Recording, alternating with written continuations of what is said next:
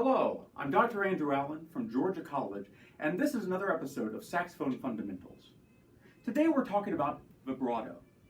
Vibrato is that spinning quality that hopefully you heard as I was playing that little excerpt from Paul Creston's Sonata for Alto Saxophone and Piano. Now, vibrato is like icing on top of a cake. If you have beautiful icing on top of a bad cake, it's never going to work. People still aren't going to want to eat it. So vibrato is simply an ornament on top of what's already a beautiful sound. So you shouldn't even worry about it until you're consistently getting a quality sound and your embouchure feels really nice and relaxed and secure and stable. Now, what is vibrato?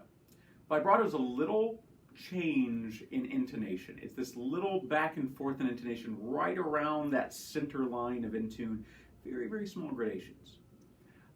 Our flutist friends accomplish that by a breath impulse. There's actually a little back and forth in their airstream. If you have any flutist friends, just know it's perfect for flute. That doesn't work very well with us. If we do a breath impulse vibrato, we get a really rough sound. It just doesn't work on saxophone. So instead, saxophonists do what's called a jaw vibrato. So in lots of other videos I've said that the embouchure is a stable platform. And in fact, in the last video when we were talking about intonation, I said the only time that you're allowed to move your jaw is for vibrato. So now's the time. I often like to think of vibrato as being a chewing motion. You don't move your top jaw, it's just going to be a little back and forth on your bottom jaw. Your bottom jaw is just going to swing from the hinge, right in the back. Sometimes I say it's a chewing gum motion. You may have a little wad of chewing gum in either one of your back molars and you're just chewing it lightly. Some people like to think about chewing a little bit with their front teeth up front, but just swing that lower jaw back and forth.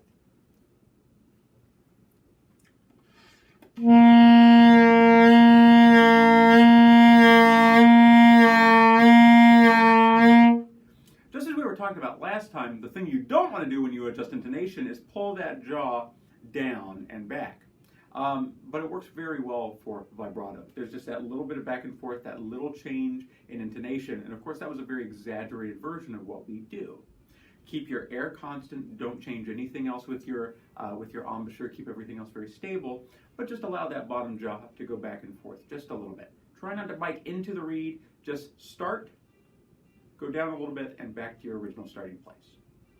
Now, when you begin to practice this, you need to use your metronome and you need to go very slow. It takes a lot to get used to a consistent motion doing this. And I would advise you to begin with, just take the time that you need. You may need to work on this for several weeks before you can use it in a musical context.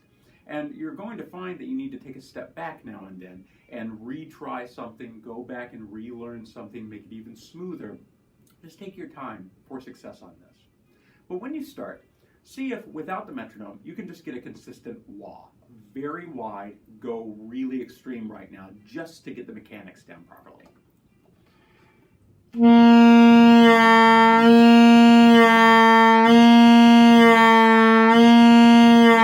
So you're thinking about down, up, whoa, whoa, back and forth. Once this is very comfortable, put a metronome on, say about 60, a nice slow tempo, and see if you can do 2 of those at 60. And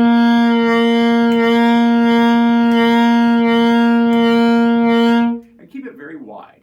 Slowly push your metronome up just a little bit at a time, maybe 6 clicks at a time.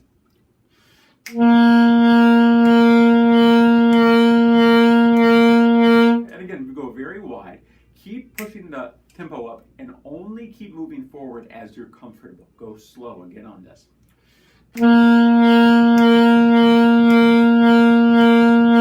Once you can do 2 wahs at about 90-96 beats per minute,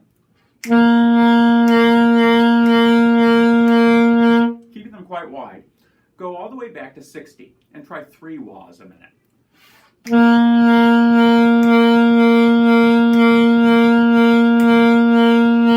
Again, slowly build on your metronome, maybe 6 clicks at a time. Go very slowly, be comfortable. Once you get to about 3 wahs per beat at 90, go back to 60 and see if you can get 4 wahs per beat.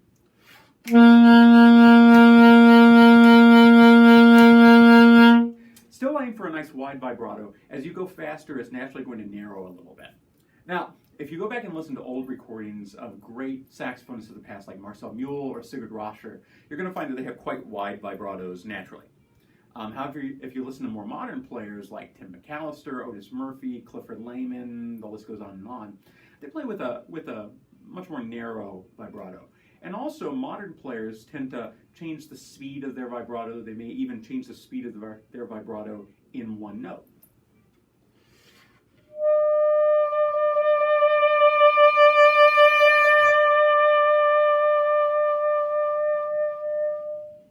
Depending upon the music and depending upon the musical context, you may want to do something different with your vibrato.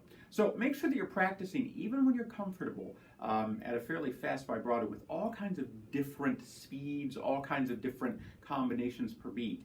And you definitely never want your vibrato to sound metronomic. You want eventually to be able to change it on a dime and for it to always have a spinning quality. You never want it to be locked into whatever tempo that you're in. We're just using the metronome as a learning device right now. One more little elementary step for vibrato. You may have a tendency to want to use this new tool all the time.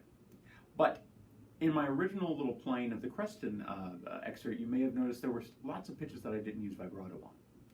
As a general rule of thumb, as you get started with this, make sure that you're not using vibrato on anything shorter than a quarter note. And even if you have an example that's quite fast, maybe don't even use it on anything shorter than a dotted quarter. Nice slow playing, use it on a quarter or anything longer than that. If we're using vibrato on shorter notes than that, it just starts to sound like a mistake after a while. If you have any questions about vibrato and about learning vibrato along the path, please feel free to contact me. Until next time, however, happy practicing.